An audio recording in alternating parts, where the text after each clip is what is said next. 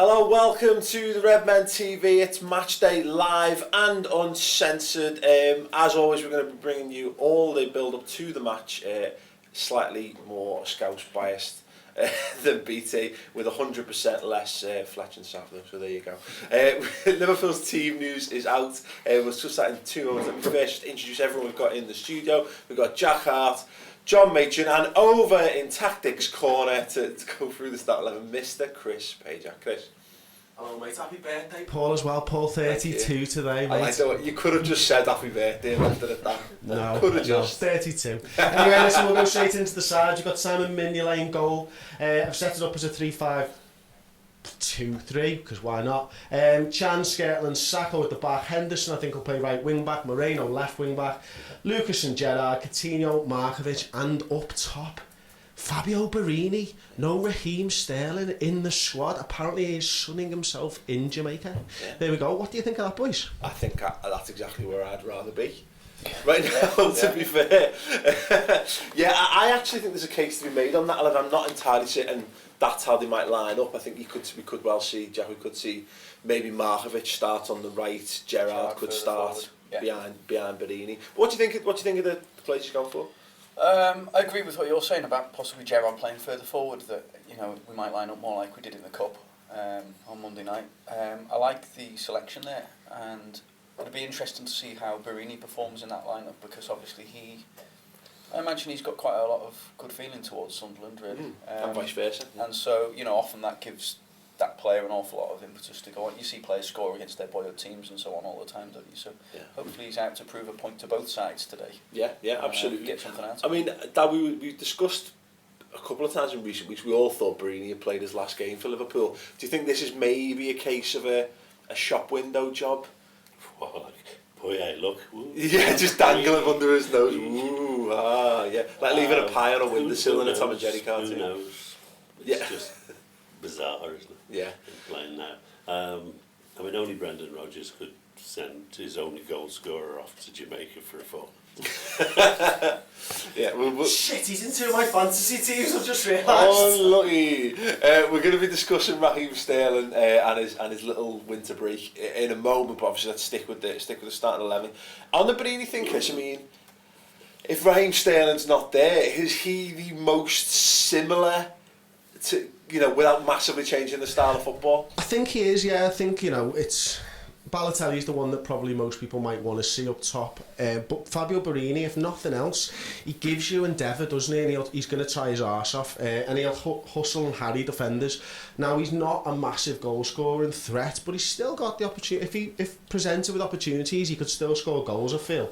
So for me, yeah, I understand it, because he's not really having to change the way the squad's playing, the way the team's playing. So for me, yeah, I'm happy with Borini starting up front. I think he's been hard done to this season. I think when he has got on the pitch, he's tried his arse off, and that's what you want from a Liverpool player. Let's temper that happy, relatively speaking. Oh yeah, I'd rather see Sturridge up top and Borini in the squad. But any number of other striking options around world football, I'd rather see lead the line for Liverpool. But you're right, given what we've got available to us, I think Chris is right there, Jack. I think we all watched the Real Madrid game, and I think pretty much everyone watching that kind of came away with, all right, fair play. He obviously didn't get his goal, but as Chris said, he ran himself into the ground. He put a real shift in for the side. He makes the right runs. He gets himself into the right positions for the centre forward, which is more than can be said for what Balotelli's maybe brought to Liverpool so far this season. He's come on the pitch around that time, around the Chelsea game and the Real Madrid game. And he's looked hungry in those games. He did himself a bit of a disservice the other week against Arsenal by coming on and looking far too up for the game, and he got sent off pretty quickly. Yeah. But it's really frustrating, because 3 years on, he's still a player who's a real kind of mystery to everybody. Mm-hmm. We can see the kind of performances. We know roughly what we expect from him, but we just want to see him deliver. And he looks like he could really, if he hit form, you kind of think he'd sustain it. He looks like the kind of player who, with a bit of confidence, would really get on the run. But he's never had quite the opportunity to never kick struck start me as a centre forward, though. To lead the line. Not a lone centre forward. No, I just don't really see him in that role. I mean, Sunderland haven't won at home all season, and we're not playing a team that looks as though it's set up to go at them and beat them. It looks like it's set up to contain them and outdraw them. I think the big issue there, going back to how the team line up, that is where Gerrard plays, and we've had so many of these conversations. If Gerrard and Lucas are anchoring our midfield, I'm not comfortable with that at all. No, because they don't play very well together as a pair. If Gerrard plays directly behind Borini, then that's fine. That's exactly where he should be. But if he plays next to Lucas, then we're going to have problems. I mean, Poyet's not stupid. He knows we're very, very vulnerable to crosses. So that's what's going to happen today. Yeah. There's going to be lots and lots of crosses coming into our box. Yeah. You know, and they've shown all season that they're vulnerable. Yeah. You know, so let's get at them. But Yeah, absolutely. Chris, do you want to just talk us through the subs bench then, please? Yeah. Ward, surprising, starts on the subs bench. Lovren, Enrique, Lambert, Manquillo, Balotelli and Jordan Rossiter makes a return to the bench after a long time off it. Yeah, and I think that's the real bright spot for me is seeing Rossiter in there, Jack. I mean, obviously everything's been made about Steven Gerrard's future and the fact that obviously, as we all know, he's moving to the Galaxy at the end of the season. Rossiter's still a little bit young. I think he's still only 17, isn't he? So we can't have too much expected of him just yet. But that being said, we want to see him. If he's going to be the next big thing for Liverpool, we've got to start involving him. Yeah, there's been lots of talk about sort of passing the baton on, hasn't there, since Gerrard's announcement came out, and we've seen an awful lot of promising players who've not quite made that step up. I mean, Suso you could look at as the latest one who's been with us a few years. Sterling's obviously come in and done a fantastic job for us, but it does feel like that continuity is not quite there. So it'd be nice to see Rossiter come through. Yeah. It was the Middlesbrough game he put in a really good turn earlier in the season. He looked really good. That was made his full debut, didn't he? We've just not seen much of him since. So it'd be nice to see him get on the pitch later on if we're in a position to be able to make those changes. I think that we've not really had too much of your opinion on this with the Gerrard stuff and what have you. But there's a little bit I wrote for the Echo this week, and it's talking about the line of succession and how, you know, this sort of Scouse talent, as it were, seems to have dried up, except on YouTube. It's all gone to heaven. Yeah, the day was when every good player in the city came to Liverpool, and now they go to heaven. Yeah. So, yeah, I'm not sure what that's about. Well, well, to some extent, you know, it's about people who want to get games, and they're more likely to get there than at Liverpool. But that's in the past, though, John. In fairness, like under Rodgers, I think that young players would be more inclined to come to Liverpool because he has been known to give younger players a chance. Yeah, and I think there is evidence recently that people think that way. But there's still the fact is we're more likely to buy international superstars rather than player reserve, aren't we? Yeah. So. Yeah, but I think you're dead right there, because I think I'd like to think the tide's turned a little bit in that regard. You know, sadly it's 10 years. It's 10 years too late, because you know the best examples of it, from Gerrard to Rossiter, even if Rossiter goes on to be that, the gap between there's like 15 years, more than 20, nearly 20 years. Well, not nearly 20 years, Jesus Christ. It's a big gap. It's 18-year gap. Fast math. The players in between that are Wayne Mooney, Jack Rodwell, obviously hasn't gone to scale of heights, and Ross Barkley, and they're all Evertonians, and for that exact reason. But the hope is that if Liverpool can establish himself as a club where young players get a game, you know, the next 10 years, we should hopefully capture those players. Isn't it, with the fact that we always used to get players in who were Everton fans? Yeah. They'd still come to Liverpool. Apart from Michael Ball. Yeah. But that's the thing. I mean, we are obviously, you know, it's like the England stuff, isn't it? You know, it's a 10-year plan almost, and Rodgers doing this now will hopefully bear fruition in the years to come. But you know, Everton have already got those players now. Listen, there's an interesting comment here on the YouTube. It's Woodsy961. Just hope Rossiter doesn't end up like Spearing and Cody. Really want him to do well. Yeah, and there's actually been a long line of them as well. Go back to like John Welsh as well, Darren Potter. We've had a lot of these. Danny Guthrie. Yeah. The list goes on. You know, because we've had players like that, and I think that's the thing about Rossiter is I don't want us to put too much pressure on him. With Gerrard going, there's going to be a lot of focus on him in the next season.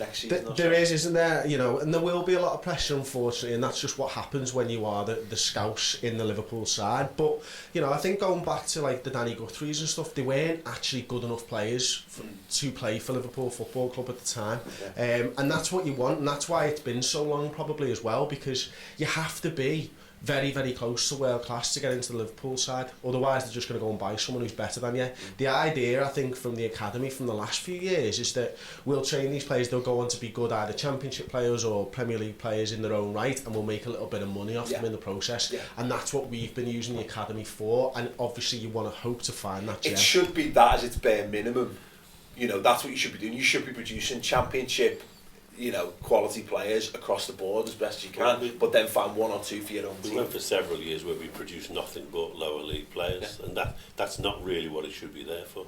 You know, it's there to save you money, you know, by giving you top class first team players. Well, that's it. And you can see, I mean, you can see that to a certain extent, can't you? I think we've discussed this again in the past. The idea is supposed to be, we buy a load of brilliant young talent, build them up, and then if they're able to step up into the first team, they fill out your spaces, which allows you to then go and buy a couple of real gems. Well, that's the Barcelona, that's the La Masia job, isn't it? Well, you look at Chelsea and they're very much doing things, if you like, the right way but the wrong way, because they're loaning out an awful lot of players and they're getting lots of good football and they're able to sell them on. They're not bringing many through into the team, which is maybe a shame, you know, if you're a Chelsea fan who's interested in that aspect of things. Yeah. But it's clearly a system that works as a business kind of approach. Mm-hmm. Yeah, and I'd like to see us do more of that. I think you can see that already, though, can't you, Dad? You know, like Jordan Ibbs obviously having a good loan spell at the moment at Derby. He is, and Wisdom's having a good loan spell as well. And Teixeira for a while was certainly doing okay. But you wonder about those players. They see us buying 20-year-olds from across Europe going into this first team squad, and they're being loaned out. And what must they think? Well, no, it's an odd one, really. Very much so. But again, just back to Rossiter, I think I'm delighted just to see him in there. It'd be great to be in a situation where, I think someone put it in one of the comments, you know, 60, 70 minutes. It'd be nice that if you could redraw a Gerrard or if you had to, maybe a Lucas Leiva, and say, yeah, here you go, Jordan, here's your game. That's it, isn't it? I mean, we want to see that happen if we are in a position. We've not been in that position very often this season, in fairness, though, that's the problem. But look, when we get 4-0 up, let's make some changes. Yeah, fine. Like Arsenal last season, he could have come on off the 20. Unfortunately, it's just not the same this season, is it? But look, you know, talking about Jordan Rossiter, it's good for him just being on the bench and being in the squad. He's obviously gone on an away day as well. So he's going to sit there and hopefully he'll watch the game and he'll see the positions that the other centre midfielders take up and he'll learn from that. Listen, we put a little thing out before as well, just going on to the starting lineup. Should Balotelli have started instead of Borini? We put retweet for yes and fave for no. Interestingly, more retweets, 51 to 41. So 54 people think that Balotelli should have started as opposed to the 41 who agreed that Borini should have started. But that's quite interesting. Well done, Craig. Well done, Craig. Yeah, good work. I think let us know keep your thoughts coming in on that on Balotelli, because it's neatly segued, because that was my next point. Still no Balotelli. I mean, that he looked bright coming on against A.F.C. Wimbledon, as bright as he has looked in a while. And to be fair, you know, he should do. He's playing against League 2 opposition and he's an Italian international. You know, but he was picking the ball up. He was being more direct. He was trying to beat people. He was borderline an exciting looking player for 10 minutes or so. Yeah, I mean, I think the problem with Balotelli is that it's obvious to everyone that he's not a lead the line man on his own. Apart from Brendan Rodgers. But well, maybe now. Brendan Rodgers is now rather play Borini, which what he's doing is saying, I'd rather have someone who runs around like a lunatic all game than Balotelli, who might have a bid of class but do nothing with it. Yeah. You know, it's a judgment call, I suppose. I mean, I'd rather have Balotelli because I think, you know, we should, and actually I'd actually play both of them, but he's never going to do that, Brendan, is he? He's got something against forwards. Apparently so. It was easy. Yeah. But I think it's telling, isn't it, Jack, that I know Balotelli's struggled to get into the Italy side, but not as much as Borini has in recent years. On a pure FIFA footy manager, you know, it makes absolutely no sense that Fabio Borini should be starting ahead of Balotelli, other than what my dad said there, just the work ethic. Yeah, around the time of I think it was just after the Arsenal game, and Rodgers was talking about seeing good signs from his team, and that was with Sterling in the more advanced role, and it meant that we could get, you know, pace into the side. And so from that point of view, I'm quite happy to see Borini in there instead of Balotelli. The idea of playing both of them would interest me, but then I'd probably rather have Sterling involved as well if we were going two up front with him behind them. So if we're only going to go for the one, I'd rather us have a much more dynamic team with Borini not leading it in a typical sort of traditional sense, but being the highest up the pitch. You do wonder who's going to score the goal, who Rodgers thinks is going to score the goal. Because there's no Lallana there, no Sterling. You know, he's got Borini who doesn't score goals. Coutinho can't shoot. Coutinho can't shoot. And he's got Gerrard, who obviously is our top scorer. Is he going to be our man? Hey, listen, Coutinho to dive a lot and Gerrard free kicks. That's what he's looking that'll for, do. isn't it? Like, That'll do. Steven Gerrard more goals than Rooney and Van Persie this season, no? and yet he's leaving us. Yeah. But yeah, to be fair. Listen, Spies. I love the way that people don't go, that's because, what we should be going, it's because Rooney and Van Persie are shite. And it's like, it's because It's a bad breakup, man. It's horrible. Long drawn out divorce. This is going to be this next few months, isn't it? Very awful. There's going to be lots of taping rooms into two and stuff. Chris, have you got some comments? Yeah, we've got one here from Spies at 12. May as well shake up the squad and play two up front, see if Ballo does any better with support. It's a strange one, isn't it? Because I kind of agree. My dad said that already, hasn't he? But I feel like we've hit upon a system that, to be fair, when it's worked, it's looked good. When it hasn't worked, it's looked just as average as everything else we've tried this season. And I feel like he's kind of, he doesn't want to. I feel like he feels he's found his system for now, and he's going to try and make that work to the best of his abilities, and he's not looking to change it up. Yeah, I could understand that, but we all go back to the Tottenham game, don't we? And the thing is that Balotelli and Sturridge played up front together, and we're all hoping that when Sturridge comes back, that's what we go to. Now it looks to me like it doesn't look like that now, does it? It doesn't look like we're going to go back to that at all, because as you say, it looks like Brendan Rodgers has found his formation. Everyone just keeps staring at this picture on the telly, so I'm just gonna have to go over to it. Gino at Gumavi. Absolute perfection, and then he's eating a original curry flavour pot noodle. Send in your disgusting lunches to us as well. Your disgusting lunches. Yeah, what are you eating? What are you eating? Can you top that? Like? What are you eating whilst you're watching? Tweeting a picture at the only £1.09. They used to be like 69p. You're getting ripped off. Go somewhere else. Go to Sainsbury's, mate, as well. It's even that. It's been 13 years since that's inflation, that means. Yeah, original curry pot noodle and a milk loaf. Nothing better. School lunches. Pot mash, mate. Pot mash. Yeah, it does. I mean, this is the thing, isn't it? It's Jack. It doesn't look as though, because the big question is, while we've had Sterling available, obviously he's not there today. Why haven't we just gone with Balotelli and Sterling up front? Because he's tried Balotelli on his own up front, he can't do it. Everyone said he needs a partner. He's then gone to Sterling on his own. If he's going to play Balotelli and Sturridge, why not try Balotelli and Sterling? The Swansea game, for me, we looked really good in it, and we're, throughout the team. But the one frustration, I think, was Sterling leading the line, and he was getting the opportunities, but he was getting really frustrated with himself because none of them were coming off. And that was the game, to me, where I looked at things and thought, well, I don't want to see him that high up the pitch again. I want to see him back in his position. So I was just thinking then, whilst you were discussing... That's where Lallana and Coutinho were so effective. They took advantage of the efforts being put in to keep Sterling quiet. Yeah. Whereas, of course, we haven't got Lallana now, so Gerrard has got to do that. Yeah. But that's fine. If Gerrard's up for it, and the hope is with Steven Gerrard, knowing that he's going... knowing that he's going, that he should be able to put in those real gut-busting, lung-breaking, performances in those kind of positions. And I'll be disappointed if he doesn't, to be perfectly honest, because what's he got to leave his legs at Anfield? Well, exactly. I mean, I'm sorry. I really, because I've said so many times in the last 5, 6, or 7 years or whatever Gerrard's career that I sometimes felt as though he saved himself. He's kind of looked at the length of the season that I'm so important to Liverpool to kill myself in all of these games. I've got to manage myself a little bit better. And I genuinely hope he doesn't look at it and go, I want to make sure I make a good impact at LA Galaxy. Fuck LA Galaxy. Fuck LA Galaxy. I want him to, if he has to take to the pitch for his first LA Galaxy game in a wheelchair because he's done himself in playing the last few months for Liverpool, so be it. Let that be Bruce Arena's cross to bear as far as I'm concerned. But keep your thoughts coming in using the comment section alongside the video by tweeting at the Redmen TV. Still to come, we're going to be discussing a little bit more, obviously, Liverpool's starting 11. We're going to be going on to transfers. We're going to be talking Higuain, Lucas Leiva apparently to Inter Milan, and what have you as well. And a little bit on that Suarez returning to the Premier League thing that looks like a complete joke. Now that we look at it in the light of him being a little bit better for Barcelona. Chris, have you got any comments for us? Yeah, we've got a comment going back onto the forward situation. It's more of a question, and I'll aim it towards you, Paul, actually. Crichton 666. Why can't BR just put Borini, Lambert, Balotelli up top?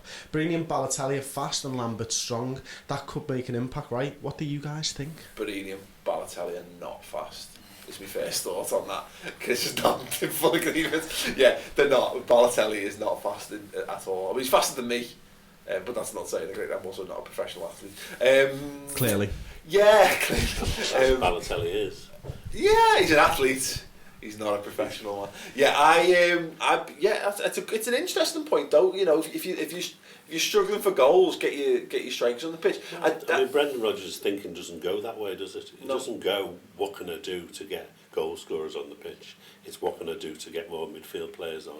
But I don't think it's exactly. I don't think it's as simple as let's just get midfielders on. I think he feels that his most technically gifted players that he has, his best players, are all midfielders, and I actually don't argue with that, because last season, Jack, you know, it was clear our four best players were Sterling, Sturridge, Suarez, and Coutinho. And he tried everything in his power to get those four players on the pitch as much as possible. The sad fact is this season, you know, two of those players are fit and available, and then the other two are arguably Lallana and another. Yeah, looking at that logic, it makes perfect sense, because we've been crap at goalkeeping this year, crap in defence, and not very good up front either. So all the midfielders, you know, go for it, get them all. Get all the midfield, the only players performing. Listening to the come. Yeah, at Jim Green _81. He's never been a fan of two up top. He's always played one. He only played two last season to effectively get Luis Suarez and Daniel Sturridge in the side. Yeah. Really interesting point over his career. Farhan P. Why change the system when we seem to have just about settled in? Defence getting less nervy with stability and attacking improving. Yeah. Again, what you guys are already talking about. At Rich _Tash, two strikers would be nice to have one worth starting in the shirt. Yeah. Yeah. Yeah. Don't argue with that. Yeah. Be lovely. Going back to the shape of the team and the attackers, the one thing that I would quite like to see, and I was talking about Sterling's absence before, was maybe Markovic at the point of that diamond behind Balotelli and Borini, and then you'd have, I don't know, the rest of the midfield would be Coutinho, Lucas, Henderson. I could see that really working. But then you come back to the problems we were perhaps having 6-7 weeks ago, and you think, well, how are we going to be at the back if we do that? You know, Moreno pulled right back to left back again. Are we going to struggle there? I'm just of the opinion that all of this still goes back to the fact that in the absence of a world-class centre forward available to us, we are spinning plates more than we have to. You know what I mean? Scoring goals covers up a multitude of sins, as we saw last season. I don't think there's any real option that would work, because to be fair, we've tried everything. People said we didn't do it, but we did. We did try the diamond. We tried two up top, and it looked as ineffective as anything. We had shit teams murdering us down the wings when we played the diamond. We haven't really tried two up top though. We haven't tried Balotelli and Borini. We haven't tried we Balotelli. Did. Well, we did against. You get 5 minutes here and there. Was it West Ham? We tried the two of them up front, and it was. We were 3-0 down or something before we even got on the. Well, this is the point, isn't it? You know, it's of the formations we've tried. We've had far less disasters in this formation that we're playing at the moment. You know, and we've played the closest to a decent brand of football. I certainly wouldn't argue with the way you set up the team now, because in the last 12 games we've been getting results. Yeah. You know, so you can't argue with it. It's just whether or not Borini is an adequate replacement for Sterling. You know, and the evidence probably is that he's not, because today might prove us wrong. You know? Yeah. What do we think about the changes we've made to the back three then? Emre Can, I can see what he brings to that role, but I can also see where his limitations lie. Well, I'm glad he's on the pitch, because I think he's a good player. I like him being on the pitch. He doesn't look totally comfortable there, and yet he's probably making as good a job of it as anyone. You know, as good a job as Toure did. Yeah. It's certainly as good as, if not better. He makes the odd mistake. He does need to have cover. That's something though. He needs to have. It's good he's got Manquillo in front of him. You know, when he plays, and Henderson probably is not so good, because Henderson is sort of between two stools when he's out wide. Yeah. But no, Chan's fine until we've got a decent replacement. I'm not sure who that. Johnson maybe when he's back. Chris, you got some. Yeah, we've got some comments on Chan actually. Rodri Davies. Chan is very good at the central defence, good control of the ball. The Finn Wars, Chan is good but not a centre back. And F Patel 9, Chan adds calmness to the defence. And that final one I can definitely see, but it's more for me, it's calmness when we're in possession of the ball.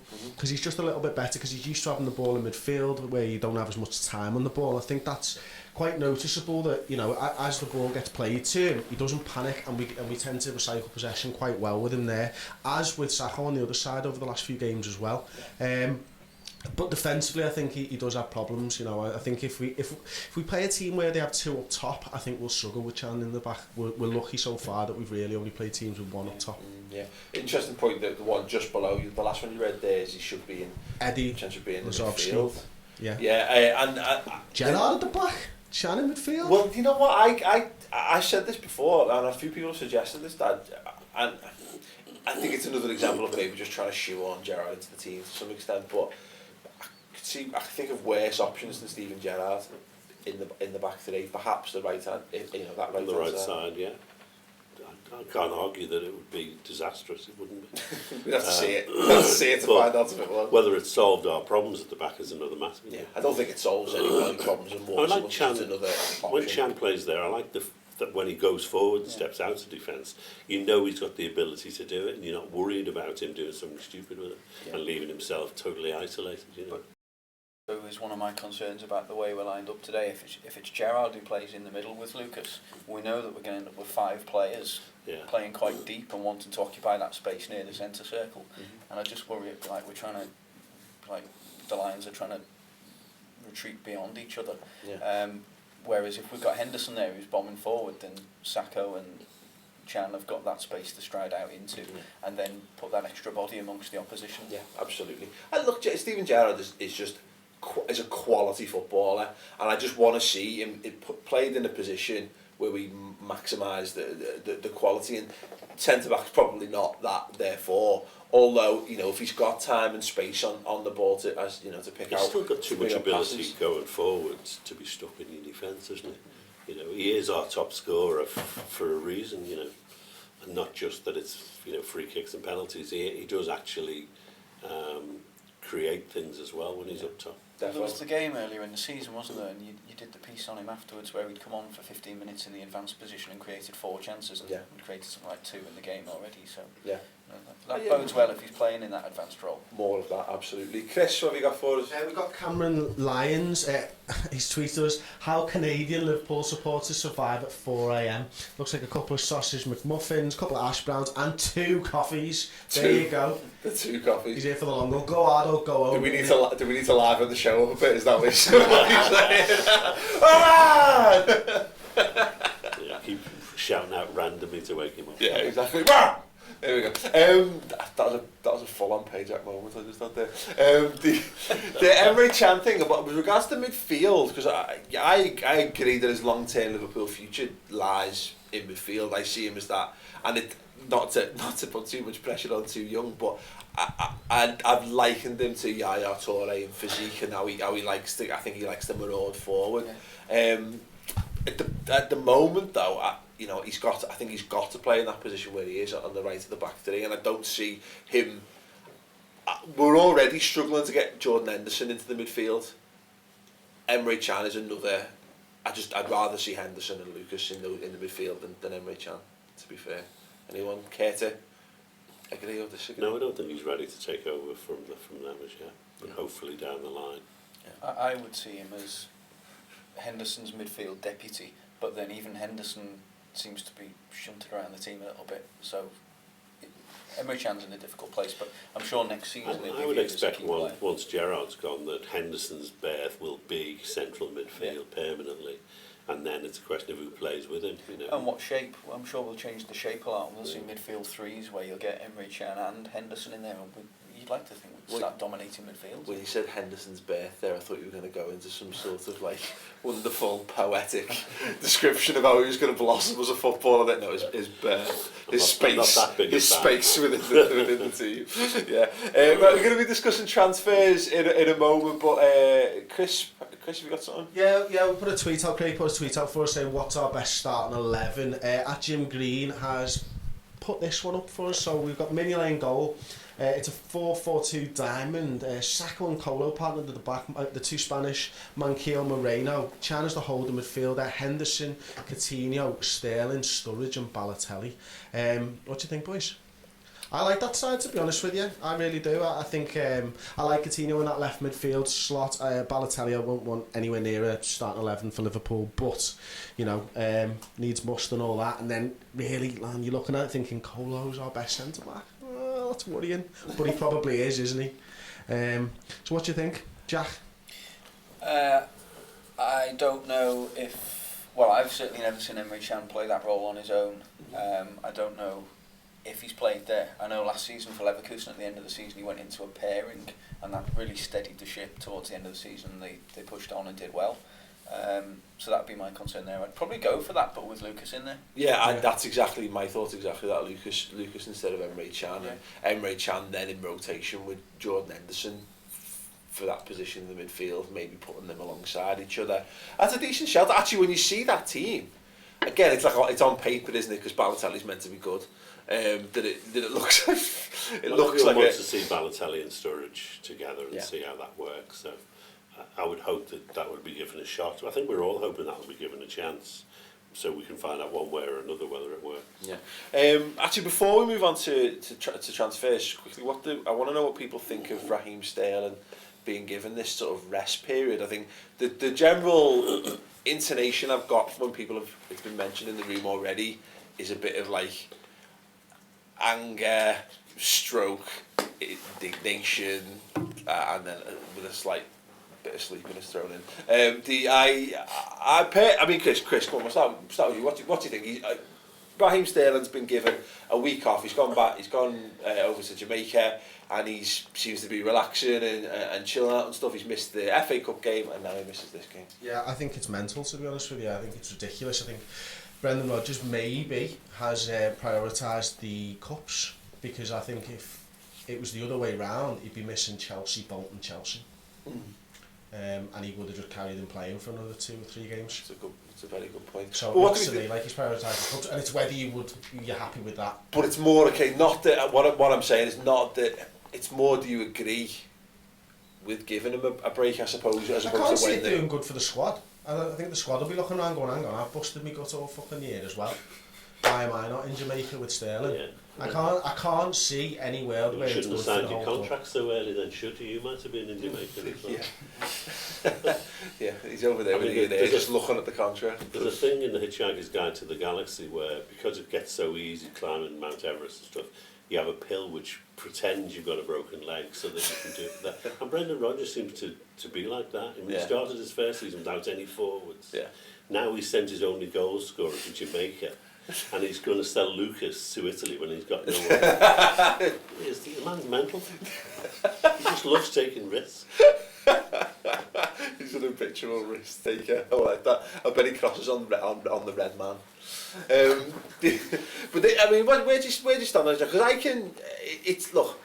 The problem is with footballers, and everyone goes about rest. Oh, he's being given time off. All he does is play football. He only plays a game of football every week. I could do that.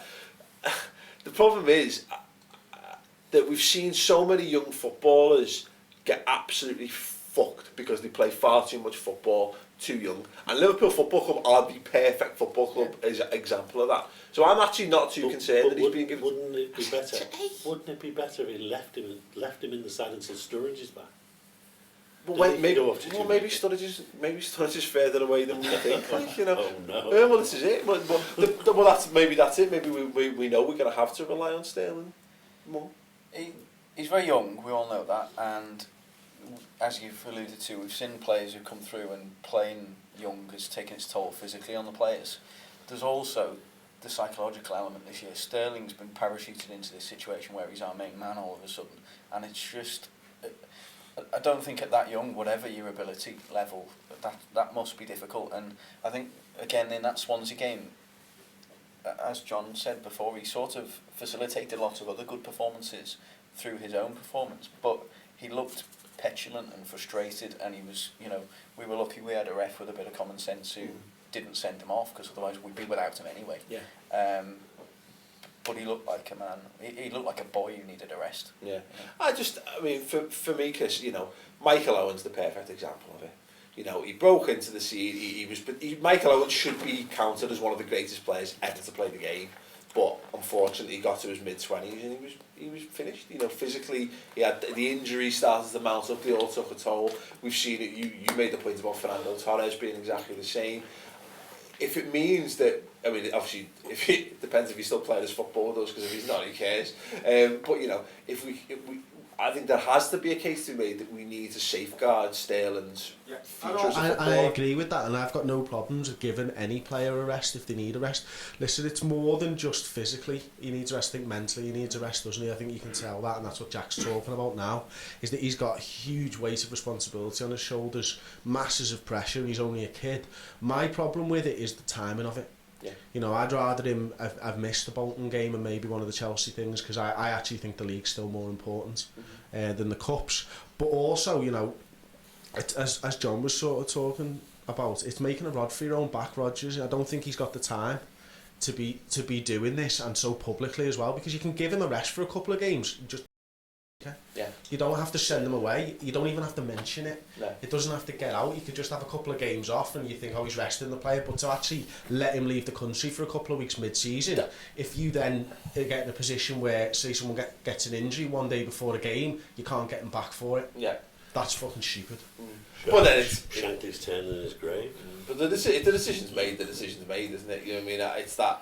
I surely could be on call. Yeah, but I think look again. We keep coming back to this as though this is all Brendan Rodgers' idea. You know, we've got a team of sports scientists, a team of bloody psychiatrists working around the clock, who are the best at the best in the world at what they do, and they will have looked at Raheem Sterling and gone, you know, if you want to get the best out of him for the season. I think we were discussing this the other day. I don't know how accurate the stat is, but something Tom pointed out to me that Sterling was the most used player. I think someone's just said in the comments on Twitter that he's got the most minutes for Liverpool this season, so I've not looked into that stat myself. Yeah, if anyone knows that, how true or not that is, please tweet in or use the comments. I think it's one of the most minutes of all players in the Premiership. Yeah. And it's not that he's gradually approached that level of, you know, appearing that consistently. He's suddenly been parachuted in 14 months ago.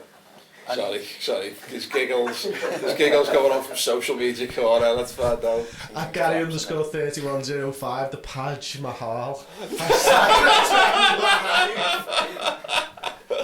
Outstanding, I love these shows.